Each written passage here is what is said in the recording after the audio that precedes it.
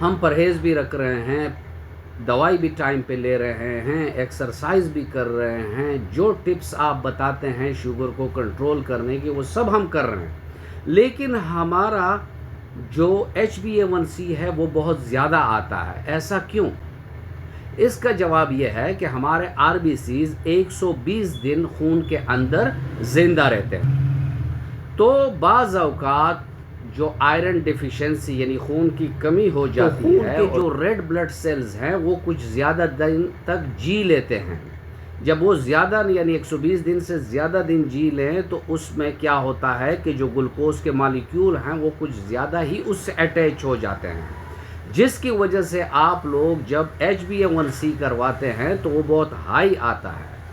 تو کہنے کا مقصد یہ ہے کہ ایک تو مریض کی جو HB لیول ہے یہ دیکھنا بھی چاہیے HbA1c کرنے سے پہلے، تاکہ اگر اس میں خون کی کمی کی وجہ سے HbA1c زیادہ آ رہی ہے تو یہ ہمارے علاج کو متاثر کر سکتی ہے، ٹھیک ہے۔ بعض اوقات کسی سے خون کا بہت زیادہ ضیاع ہوا اور چند روز کے بعد اس نے HbA1c کروائی تو اس کا HbA1c بہت کم آئی، یعنی پری ڈائبٹیز سے بھی نیچے آئی، تو بھی اس کو خوش نہیں ہونا چاہیے، کیونکہ جو خون جسم سے ضائع ہو گیا ہے اس کے ساتھ وہ گلوکوز کے مالیکیول بھی جسم سے نکل گئے، تو اس کی وجہ سے اس کو یہ لگ رہا ہے، رپورٹ میں نظر آ رہا ہے کہ میرا HbA1c بہت کم ہے۔